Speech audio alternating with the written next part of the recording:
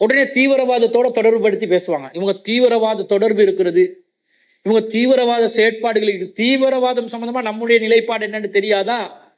அய்யூப் அஸ்மின் கூறுவதை போன்று எங்களால் இளைஞர்கள் தீவிரவாதத்துக்கு தள்ளப்பட்டிருக்கிறார்களா? நாங்கள் இளைஞர்களை தீவிரவாதத்தை நோக்கி தள்ளி இருக்கிறோமா?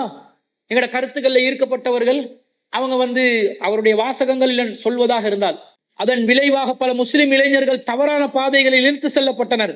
சிலர் உயிரிழந்தனர், பலர் இன்னும் சிறைகளில் வாடுகின்றனர், மேலும் பல குடும்பங்கள் சீரழிந்தன. நாங்களா இதை செய்கிறோம்? இஸ்லாமிய ஆட்சி சிந்தனைய இலங்கை நாட்டுல பிரச்சாரம் செய்பவர்கள் நாங்களா? அல் ஜிஹாது சபீலுனாண்டு கொள்கை முழக்கம் கோஷங்களை முன்வைப்பவர்கள் நாங்களா? ஜிஹாத் தான் நம்முடைய ஒரே வழி, ஒரே பாதை என்று சொல்லக்கூடியவர்கள் நாங்களா? அய்யூப் அஸ்மின் ஆகிய நீங்களும் உங்களை சேர்ந்தவர்களா?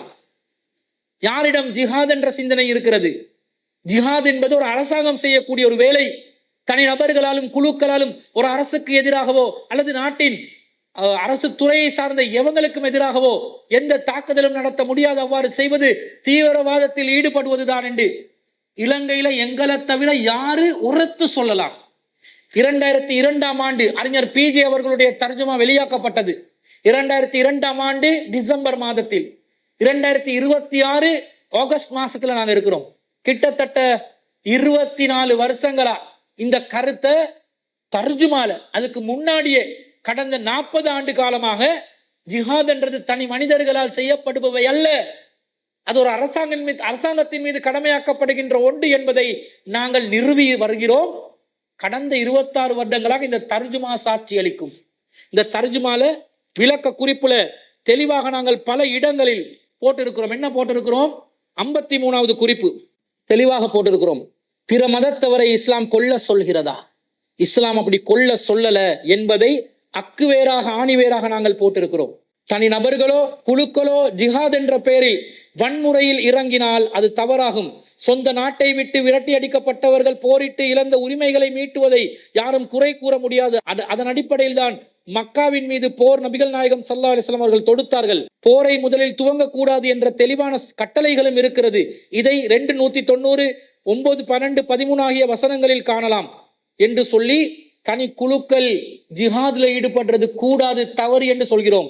54வது குறிப்புல மதம் மாற்ற போர் செய்யக்கூடாது என்று ஒரு விளக்க குறிப்பு இருக்கிறது. அதே போன்று 76வது குறிப்பு ஆட்சி இல்லாமல் போர் இல்லை என்று தெளிவாக குறிப்பிடப்படுகிறது.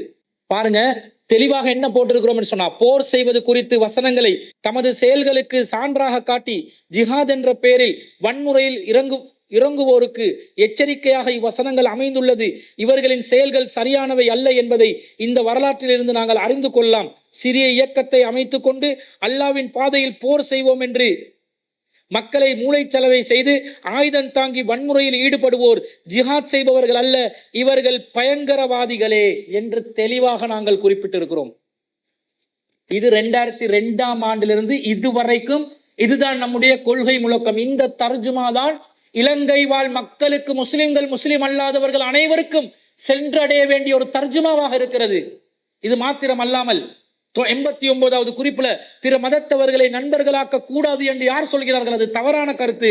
198வது குறிப்புல பலவீனமான அரசுகள் மீது கூட போர் கடமை இல்லை என்பதை, அரசாங்கமா இருந்தாலும் பலவீனமான நிலையில் இருந்தால் போர் செய்யக்கூடாது என்ற சட்டத்தையும் 389வது குறிப்புல யார் மீது அல்லாஹ் போர் கடமையாக்குறான், கண்ட நின்றவர்கள் எல்லாம் போர் செய்ய முடியாது என்பதை விலாவாரியாக விளக்கக்கூடிய விதத்தில் 53வது குறிப்பு 1137வது பக்கத்துல, 54வது குறிப்பு 1139வது பக்கத்துல, 76வது குறிப்பு 1164வது பக்கத்துல, 89வது குறிப்பு 1186வது பக்கத்துல, 198வது குறிப்பு 1335வது பக்கத்துல, 359வது குறிப்பு 1633வது பக்கத்துல என்று இன்னும் பல குறிப்புகளுடன் கிட்டத்தட்ட 520 குறிப்புகளை கொண்ட மார்க்கத்தை அப்படியே அழகா விளங்கக்கூடிய விதத்துல அமைந்த தர்ஜுமாவை இலங்கை நாட்டுல தமிழிலும் சிங்களத்திலும் இன்ஷா அல்லாஹ் எதிர்காலத்துல ஆங்கிலத்திலும் புத்தகமாக வெளியிடுவதற்கு தயாராக இருக்கிறோம். நாங்க தமிழ்ல சிங்களத்துல வெளியிட்டுட்டோம், எதிர்காலத்துல ஆங்கிலத்துல வெளியிடுறதுக்கு தயாரா இருக்கிறோம்.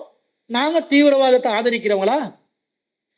சஹ்ரா நசீம் என்பவர் உட்பட அவனுடைய குடும்பத்தை சார்ந்த ஒரு சில விரல் விட்டு எண்ணக்கூடிய அடிப்படைவாதிகள் அந்த நேரத்திலே அவர்கள் அடிப்படைவாதத்துக்கு செல்லுகின்ற நேரத்திலே அரசாங்கத்தில் சம்பந்தப்பட்ட பாதுகாப்பு துறையினருக்கு உரிய ஆதாரங்களுடன் புகைப்படங்களுடன் வழங்கி இவர்களை கைது செய்து இவர்களுடைய பயணத்தை முடக்கி விடுங்கள் என்று நாங்கள் தகவல் அந்த நேரம் கொடுத்தோம். இது அரசாங்கத்துடைய இன்ஃபார்மராகவோ புலனாய்வு பிரிவின் காசு பணத்துக்காக செஞ்ச செயல் அல்ல. இது நாம் செய்தது இந்த நாட்டின் இறையாண்மையை பாதுகாப்பதற்காக. அதை புடிச்சு தடுத்து நிறுத்தி அவனை கைது செஞ்சு அவன கால் கைய முடக்கி அவனை மடக்கி ஒரு வழி பண்ணாம வேடிக்கை பார்த்து நின்ற ஒரு சிலர்களால் அவங்க ஈஸ்டர் குண்டு தாக்குதலை நடத்தி இருக்கிறாங்க. நீங்க எங்களை நோக்கி விரல நீட்டுவீங்களோ? இந்த தீவிரவாதம் என்ற பேச்ச கூட தௌஹீத் ஜமாத்தோட சம்பந்தப்படுத்திய பேசக்கூடாது. அல் ஜிஹாது சபீலுனா என்று சொல்லி ஜிஹாத் தான் நம்முடைய வழிமுறை என்று சொல்லி ஆட்சிய புடி எப்படா ஆட்சிய பிடிப்போம், 1000 வருஷம் வந்தாலும் பரவாயில்ல, புறவு ஆட்சியை பிடிக்கலாம், இப்பவே ஆட்சி பிடிக்கிற சிந்தனையை தூண்டு 300க்கும் மேற்பட்ட இந்த ஆட்சி சிந்தனையில் டிஐடி பிரிவினால் கைது செய்யப்பட்டவர்கள் சிக்கியவர்கள் யார்? ஜமாத்தை இஸ்லாமை சேர்ந்தவர்களா, தௌஹீத் ஜமாத்தை சேர்ந்தவர்களா? சிந்திக்க வேண்டும்.